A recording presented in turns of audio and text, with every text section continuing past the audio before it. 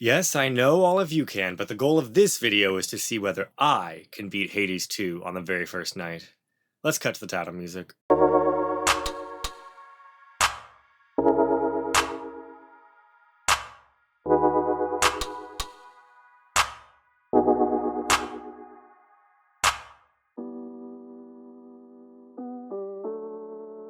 I started a new save of Hades 2 and rejoined my girl Melinoe on her quest to save her family from her grandfather, Kronos, the Titan of Time. The whole point of this game is to fail a lot, over and over, slowly gaining resources, improving your weapons by upgrading them to increase damage, attack speed, and other attributes, unlocking Arcana to give yourself bonuses like health and mana restoration, movement speed, better chances for beneficial boons, and further damage increases, and collecting keepsakes from your friends that provide you a bevy of benefits, among which you can eventually choose one per region. But on the first night, you have none of that.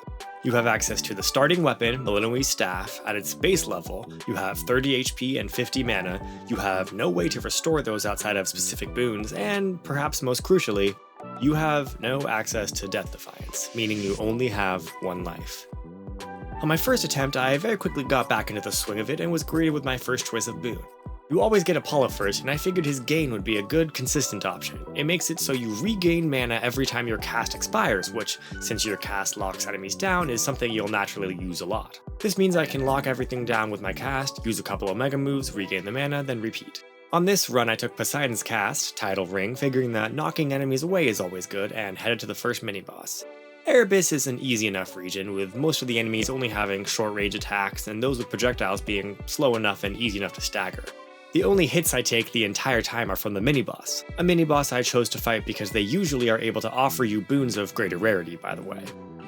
I decided on Aphrodite's attack, figuring that I'm usually at close range when attacking, so could benefit from the damage increase, but spoiler alert, I didn't get as much benefit out of this as I thought. My low HP means I'm always hesitant to get up close, and I'd much rather lock everything down with my cast and throw specials from a distance, so I'll probably adjust this tactic and avoid Aphrodite whenever possible in the future. Speaking of low HP, I very quickly realized that perhaps one of the most essential resources in this run would be Centaur Hearts. While ideally I don't take damage at all, realistically there are times when I will be surrounded by projectiles or just fail to dodge something, and starting out with only 30 HP means that the first Centaur Heart essentially doubles my health, and the second one still gives me essentially another half of that. Having a higher max HP also makes you restore more health at the fountains at the end of each region, which again is pretty much the only way I'll be able to restore health at all for this entire run. Now on to Hecate, the first boss. All her attacks are easy to avoid, I basically only take a little damage from being careless. The only relatively scary part is her second invulnerable phase, when she throws up the big AoE attacks and spawns all her witches with their projectiles. I will very quickly learn that runs where I have the ability to take these witches out in one hit will be much safer than runs where I don't. I just slowly chip away at her with my Omega cast and specials until she concedes. Moving into Oceanus, I meet a massive obstacle in this run, Eris, Strife Incarnate. I guess the devs didn't want you to have too easy of a time on this already difficult first night, because they programmed in a chance for Eris to give you a curse that makes you take increasingly more and more damage for every room you clear, starting at 20% and going up. The monsters in Oceanus are already more annoying, with much more of them spawning at once, many of them having large attack hitboxes and projectiles that track you and explode, and much more health. I was surviving alright with only a couple hits taken, taking Arctic Gale from Demeter for more cast damage, but I chose to fight a mini-boss hoping for the little Hydra guy, but instead got the Jellyfish who took me out with his projectiles with spin attacks, ending my first attempt. Not bad, but also not what I'd call good.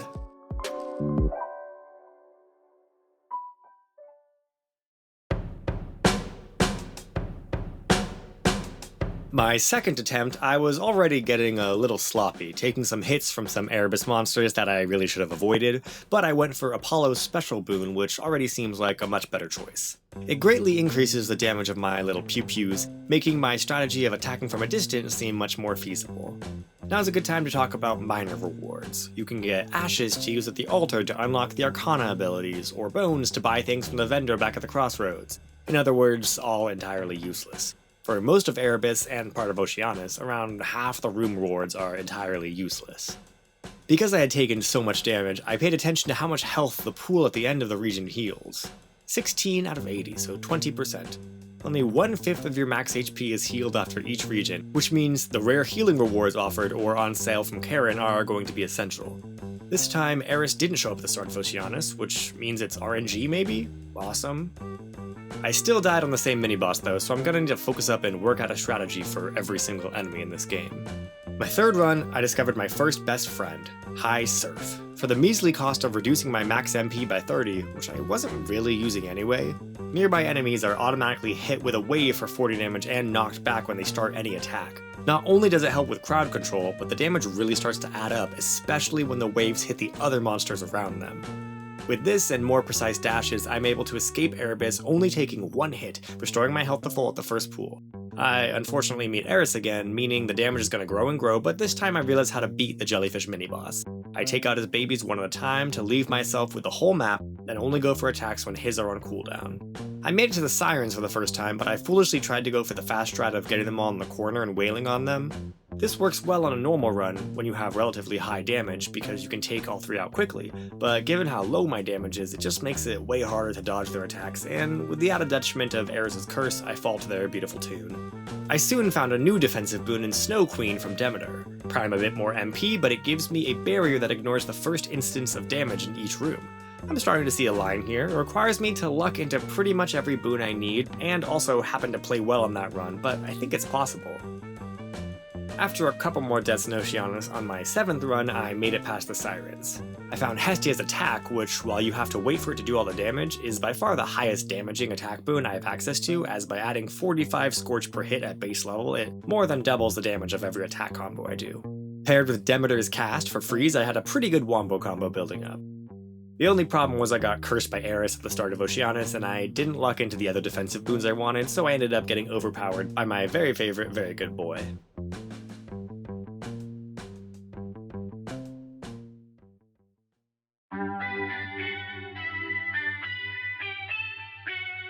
Thus began my century of humiliation. I lost a run in Oceanus that had massive damage from an epic Poseidon attack boon because I didn't have any way to apply freeze and there were simply too many monsters to handle. I even lost a run to the Root Stalker in Erebus. Yeah, we don't need to talk about that one. On the 10th run, I thought I had it all. Snow Queen, Freeze, and Gust for my cast from Demeter, Scorch from Hestia's attack, and Fire from her sprint, which is actually surprisingly useful for enemies that chase after you. I powered through the Sirens with my highest DPS yet, feeling pretty high on my own supply. In the morning fields I grabbed Cold Storage for longer freezes, High Surf for defense, expanding cast size from Apollo Supernova, and when I made it to Cerberus, I was ready. I threw my cast over and over using Hestia's Fireball boon, attacked when I could, and dodged almost all his attacks. But at this point, Eris' curse meant I was already taking 75% extra damage, so one hit did, yeah. I made it through with my life, but the victory was short-lived. If only there were a way to avoid that boon from Eris. Thinking more, I also realized that going for Apollo's gain at the beginning is essentially a wasted slot. Being tied down to use the Omega cast hurts me more often than it helps me, as you move slowly while charging it, and while this can be ameliorated later with Arcana that slows the world down and speeds up your Omega cast time, I have none of that now. Maybe I'm not as close as I thought. I died to Hecate like a jabroni because I had no damaging boons, and fell twice more to the allure of the Siren Song. I needed to take the night off and think about what I'd done.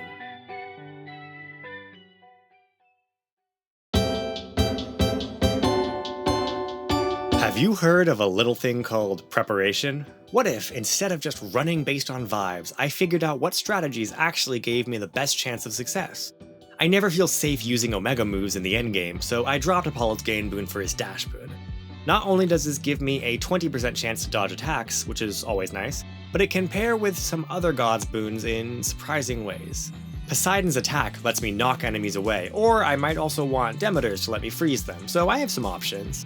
Hestia's cast is by far the best damage I have access to, and when paired with Demeter's Gust, I can create a swirling vortex of pain to serve as my home base. I was rewarded for my preparation with the first of what I quickly realized would now come to define this challenge: duo boons.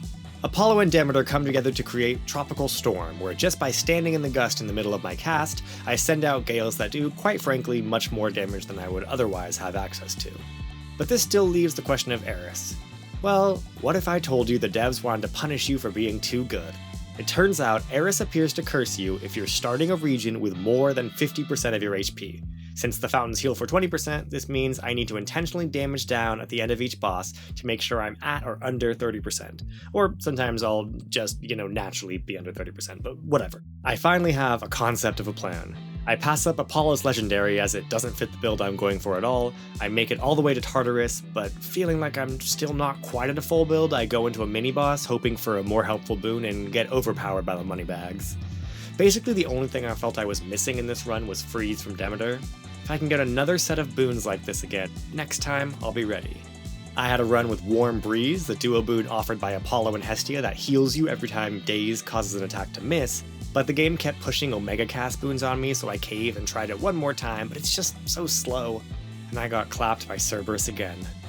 And this is why you shouldn't play while tilted, just take a break. I lost a run to the Vampire mini-boss that had potential, but no duo boons. And I lost 2 more to the Sirens, both partly because I had only gotten 1 Centaur Heart the whole time, and the second time I even forgot to take damage from Hecate and got cursed by Eris again. I'm still scaling and I'm still waiting for my shot.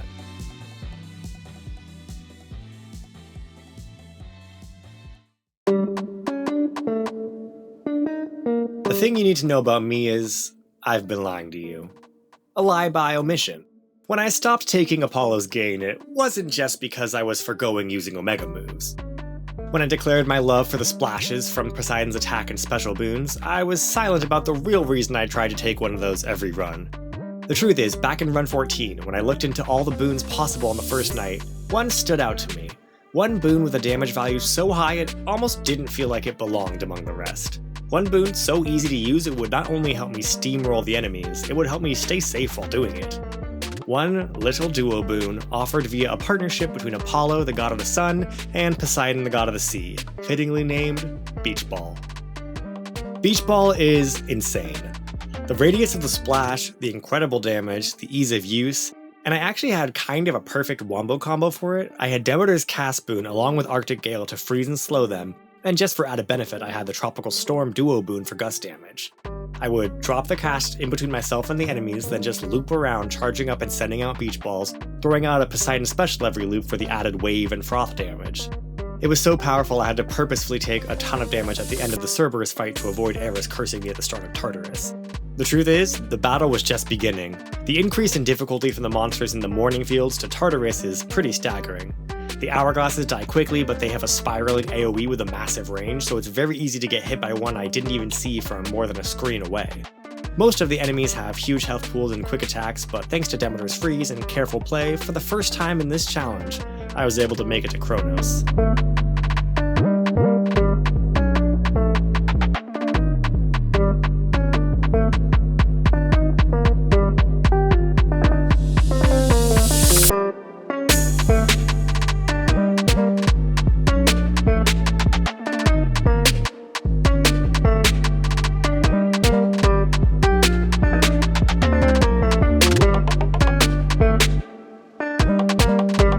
I wish I could tell you the Kronos fight was difficult. I wish I could tell you I barely made it. It is, after all, a complicated fight. He spawns a huge number of monsters multiple times throughout. He has big sweeping attacks with lingering hitboxes. He constantly teleports, goes invulnerable, gets healed by his hourglasses, and in the second phase he slows time down and throws out all sorts of crazy AoE attacks and field effects at you for you to dodge. The truth, though, is that I'm just that good. After dying twice in Tartarus, 3 times in the Morning Fields, 11 times in Oceanus, and embarrassingly 3 times in Erebus, on my 20th attempt, I can say that yes, I can beat Hades 2 on the very first night.